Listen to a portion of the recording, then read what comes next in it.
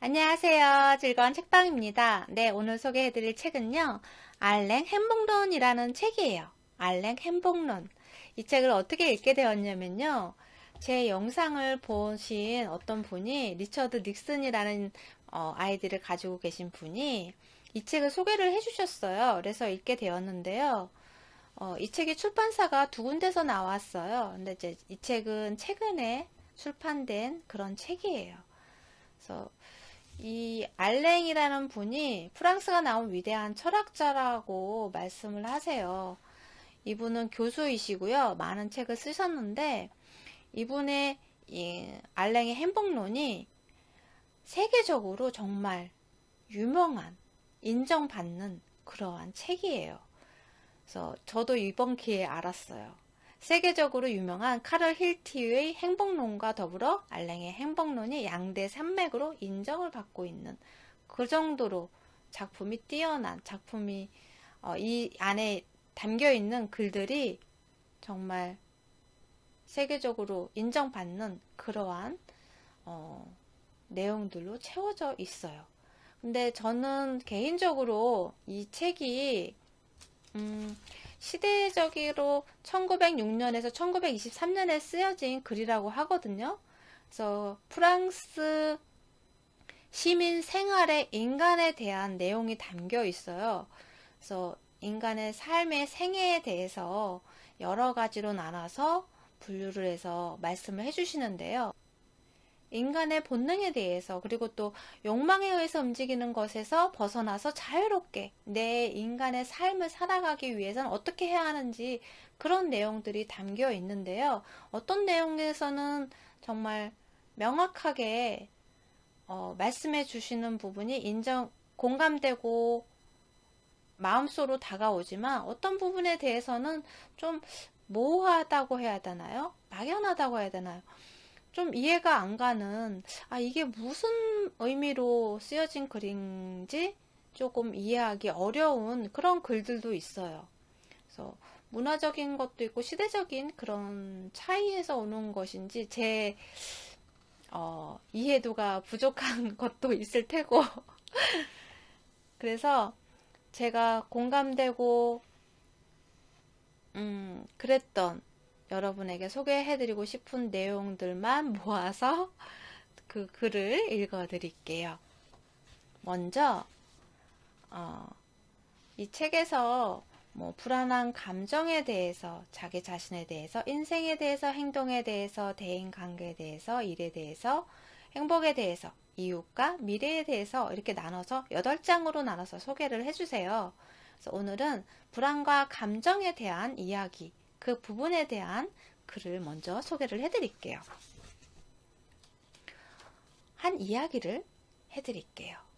명마 부케팔로스에 대한 이야기를 해드릴게요. 이 명마 부케팔로스가 어떤 말이냐면요. 고대 역사상 실제하는 가장 유명한 알렉산더 대왕의 말이라고 해요. 그 알렉산더 대왕의 말 이름이 부케팔로스인데 알렉산더 대왕의 말이 되기 전에 어떤 말 장수가 마케도니아의 왕 필리포스 2세한테 13달란트의 이 부케팔로스 그 말을 팔려고 했어요. 그런데 이 말이 너무 난폭한 거예요. 그래서 도저히 이 말을 길들이기가 힘든 거예요. 그래서 필리포스 2세가 그 말에 대해서 관심이 없었어요. 왜냐면 말을 길을 들여서 내가 탈 수 있어야 되는데 길 들이기가 힘든 거예요. 도저히 길을 들일 수가 없는 거예요. 그래서 별 관심이 없었어요. 그러는데 그 필리포스 2세의 아들 알렉산더가 자신이 그 말을 길들여 보겠다고 그렇게 제안을 해요. 그리고 만약에 자신이 그 말을 길들이지 못하면 말값을 자신이 대신 지불하겠다고 그렇게 약속을 해요. 그리고 나서 이 말을 알렉산더 대왕한테 보내요. 그런데 이제 알렉산더 대왕의 말을 이제 여러 마부들이 뭐 관리를 할 거 아니에요. 그런데 그 사람들이 이 말을 보고 뭐 이런 말이 다 있냐고 막 고개를 절레절레 흔드는 거예요. 알렉산더가 이 말한테 가서 부드럽게 쓰다듬으면서 이 말의 고삐를 쥐고 햇빛이 있는, 해가 있는 방향으로 이끌어요. 그랬더니 얌전해지는 거예요. 그렇게 해서 훈련을 계속 해요. 그 자세를 유지해 가면서 해가 있는 방향으로 말을 이끌면서 훈련을 시켜요. 그 말이 그렇게 난동을 부렸는데 그 원인을 알렉산더가 찾은 거죠. 그 원인은 뭐냐면 이 해를 등지고 말이 있다 보니까 앞에 그림자가 생기잖아요. 이 그림자가 자신이 움직일 때마다 그림자도 같이 따라 움직일 거 아니에요. 그러니까 놀라서 그 그림자에 놀라서 난동을 부리니까 그림자도 완전히 난리가 난 거예요. 똑같이. 그러니까 그것이 계속 반복이 됐던 거예요. 악순환이 난동을 피우는 순간이 악순환이 됐던 거죠. 계속 반복적으로. 그러니까 다른 사람들 도저히 그 말 근처에도 못 가게 되고 그러한 일이 계속 반복하다 보니까 아, 이 말은 도저히 길들일 수 없는 말이다. 그렇게 된 거죠. 근데 알렉산더가 그 원인을, 그 말이 그렇게 난동을 부리는 이유, 그 원인을 찾은 거죠. 관심을 기울여서 보고 왜 그런지 그 원인을 찾고자 했고 그 원인을 찾아서 그 말을 길들일 수 있었던 거예요. 그런 것처럼 진짜 원인을 알지 못하면 감정을 조정할 수 없다는 사실이에요. 진짜 원인을 알지 못하면 감정을 조절할 수 없다는 거예요. 내 감정이 불안하고 우울하고 뭐 그런 감정, 그것의 진짜 원인을 알아야 한다는 거죠. 그것을 알지 못하면 그 감정을 해소하기가 쉽지 않다는 거예요. 여기 책 내용을 또 다른 부분을 읽어드릴게요.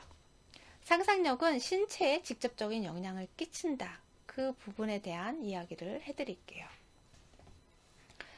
우리가 절벽에 서 있으면 떨어질지도 몰라서 공포를 느끼잖아요. 그런데 내가 다 안전하게 장비를 갖추고 전혀 떨어질 일이 없어요. 절벽에 서 있어도. 그런데 손잡이를 잡고 뭐 안전장치를 하고 있어요. 그런데도 그 끝에 서 있으면 현기증이 나면서 온몸이 이렇게 떨리잖아요. 머리부터 발끝까지 온몸이 떨려고 긴장감이 생기잖아요. 그런 것이 상상력에 의한 영향은 늘 그렇듯이 우선 몸에서 일어나기 마련이라는 거죠. 우리가 안전해요. 안전한데도 우리가 상상을 하죠. 여기서 떨어질지도 모르고 아찔한 그런 현기증을 느끼면서 불안감에 떨어질지도 모르고 위험하다는 그런 불안감 때문에 현기증을 느끼고 온몸이 떨게 되고 그런 거잖아요. 그러한 상상에 의해서 영향을 받고 그것이 몸속에서 일어난다는 거예요. 그래서 여기서 알랭은 이렇게 이야기를 해요. 내가 내면에서 일어나는 그런 감정, 불안한 감정, 뭐 우울한 감정, 그런 감정을 병으로 이야기를 해요. 그래서 그런 아무것도 아닌 병으로 생각하라고, 그런 식으로 취급하라고 그렇게 말씀을 하세요. 불안한 태도, 뭐 걱정, 그러한 것들을 쓸데없이 아무것도 아닌 병으로 취급을 하라고 그렇게 말씀을 하시고요. 무언가를 행할 때는 행동으로 무언가를 하고 몸으로 움직이라고. 그것이 먼저고 그래야지만 내 감정에 대한 어떻게 보면 내 감정에 휘둘리지 않고 그 안에 빠져 있지 않고 나를 자유롭게 하는 것이 몸을 움직이는 것이 행동으로 무언가를 하는 것이 나를 자유롭게 하는 그러한 일이 된다고 말씀을 하세요. 또 책 내용을 읽어드릴게요. 먼저 자기 자신에게 주의를 돌려라. 그 부분에 대한 책 내용을 읽어드릴게요. 흔히 불쾌감은 일종의 병이기 때문에 어쩔 수 없다는 말을 자주 듣는다. 매우 간단한 동작으로 고통과 번뇌에서 벗어날 수 있는 예를 소개하기로 하자. 그 예를 소개를 해드릴게요. 다리에 쥐가 나면 제 아무리 강한 사내라도 비명을 지르기 마련이죠. 하지만 일어나서 쥐가 난 쪽에 다리에 온몸에 체중을 실으면 곧바로 좋아진다고 해요. 그리고 벌레나 먼지가 눈에 들어가면 막 비비고 2시간, 뭐 2~3시간 정도 계속 막 그것 때문에 불편해서 막 그러잖아요. 근데 손을 쓰지 않고 코끝을 응시하면 좋다고 해요. 여러분도 한번 해보세요. 저는 아직 이거 안 해봤는데, 그러면 좋다고 해요. 그러면 눈물이 흘러나와서 그 말끔히 해결된다고 해요. 그러니까 눈에 이물질이 뭐가 들어가면 이렇게 비비는 것보다는 비비지 말라고 하잖아요. 안과에서도 비비지 말고 눈물을 흘리면 거기에 눈물에 섞여서 이렇게 빠져나온다고 해요. 그래서 자연스럽게 빠져나오게 하는 것이 좋다고 해요. 그러니까 여기서도 그렇게 말씀을 하시는 거예요. 손을 쓰지 않고 코끝을 응시하면 좋다고 해요. 그래서 눈물이 흘러나오면 그것이 말끔히 깨끗하게 해결이 된다는 거죠. 그래서 이러한 방법을 듣고 나서 이분도 20번 이상 이용할 기회가 있었다고 해요. 덕분에 분명히 말할 수 있다고 그렇게 말씀하세요. 책 내용을 읽어드릴게요. 당장의 주변 사람이나 다른 대상을 탓할 것이 아니라 먼저 자기 자신에게 주의를 돌리는 것이 가장 좋다는 것이다. 네. 이러한 것처럼 무언가를 이게 왜 들어갔어? 그러면서 이놈은 먼지 때문에 들어갔어. 뭐 때문에? 벌레 때문에.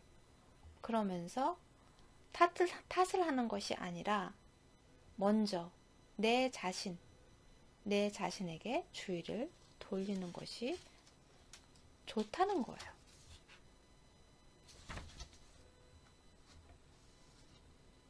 또 다른 내용을 읽어드릴게요. 불안이란 의미 없는 동요이다. 불안에 대해서 이렇게 말씀을 하세요. 병에 걸렸을지도 모른다는 불안은 실제로 그 병에 걸리면 순식간에 사라진다. 사람에게 해를 입히는 것은 언제나 상상 속의 것이다. 왜냐하면 막연한 것이기 때문이다. 추측에 대해 무엇 할 수 있겠는가? 요컨대 불안이란 무의미한 동요에 불과하다.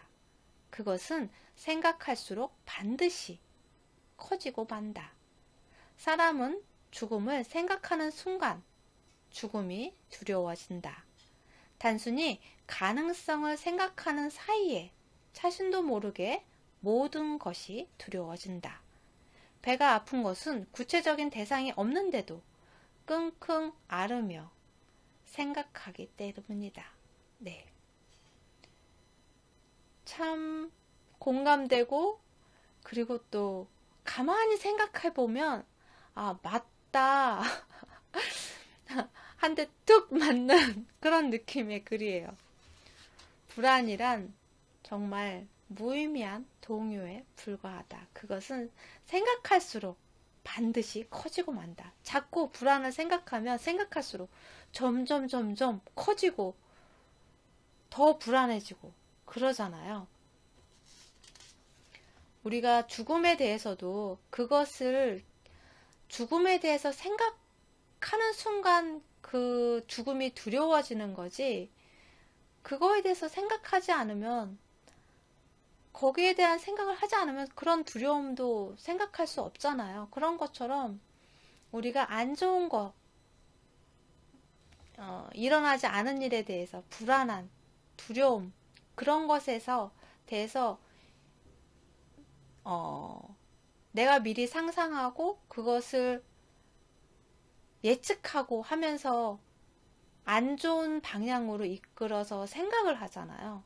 그러한 것들이 생각하면 생각할수록 나를 더 불안하게 만들고 더 불안증만 커지게 만드는 그러한 일이 된다는 거예요. 근심거리가 있을 때 곰곰이 생각하지 마라. 자신의 추리는 스스로의 목을 조르는 것에 불과하니까. 네. 다시 한번 읽어드릴게요. 근심거리가 있을 때 곰곰이 생각하지 마라. 자신의 추리는 스스로의 목을 조르는 것에 불과하니까. 네. 이어서 읽어드릴게요. 병의 이름이 붙여지고 분류하기 시작한 시대부터 환자 스스로 병의 전조를 찾게 되었고, 그렇게 어이없이 자신이 병에 걸렸다고 결론을 내리고 만다. 상황을 확대하여 해석하는 이러한 과정에 거의 모든 원인이 있다. 감정도 상당히 많은 병도, 특히 정신적인 병은 더욱 그렇다. 네, 우리가 어떤 몸에 이상이 와요.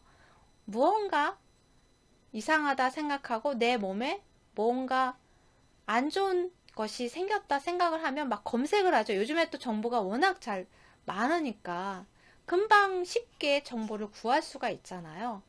그런데 이러한 것이 몰라도 되는 것을 좀 더 알고, 그리고 아무것도 아닌데 더 깊이 알면 알수록 자꾸 찾고 거기에 관심을 기울이다 보니까 이것도 나도 이런 거 같은데, 이런 전조가 보이는 것 같은데 하면서 자신이 이 병에 걸렸을지도 모른다는 그런 생각을 하게 되다가 나중에는 이런 병이 걸린 거 아니야? 라고 생각을 하게 되는, 특히 정신적인 병에 대해서는 특히 더 그렇다는 거죠. 그래서 그러한 것들이 오히려 병을 더 만드는 그러한 일이 된다는 거예요. 그래서 상황을 확대 해석하지 말라고 그렇게 말씀을 하세요. 그리고 행동을 바탕으로 생각하라고 말씀을 하세요. 그 부분에 대한 내용을, 책 내용을 읽어드릴게요. 상상력은 강력하다. 가늠하기 불가능한 상태의 중대성과 인간의 나약함에 대해 상상하기 시작하면 아무것도 할 수 없게 된다. 그렇기 때문에 행동하라. 행동으로 옮기고 생각해야 마땅하다. 네. 그래서 행동에 대한 부분을 많이 강조하세요. 행동으로 움직이고 실천하고 하라는 거예요. 또 다른 내용을 읽어드릴게요. 불만의 분출구를 제공하지 마라. 그 부분에 대한 책 내용을 읽어드릴게요. 병이나 죽음은 누구에게나 일어나는 자연스러운 일이고, 그것을 거스르려고 하는 것은 인간답지 않은 어리석은 생각이다. 왜냐하면 정말로 인간다운 생각이라면 인간의 당연한 도리, 모든 현상의 자연스러운 흐름에는 어떤 형태로든 반드시 부합되어야 하기 때문이다. 이것만으로도 불만의 무심코 분출구를 제공해서는 안 된다는 충분한 이유가 된다. 불만은 화를 조장하고 화에 의해 다시 조장된다. 지옥의 연속이 될 뿐이다. 그러나 그곳의 악마는 다름 아닌 바로 자신이고, 화를 분출하는 것 또한 자신이다.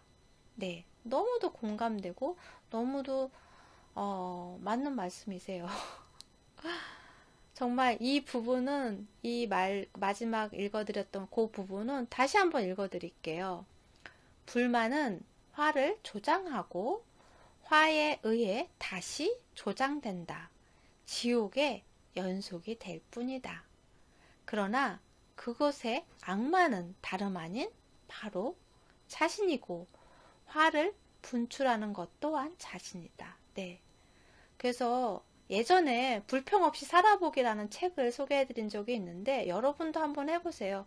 자신이 평소에 그냥 하는 이야기인데 거기에 불평이 얼마나 들어가 있는지 아마 여러분도 놀라실걸요. 저도 그거 책을 읽고 한번 해봤어요. 얼마 기간 동안 해봤는데 생각보다 많더라고요.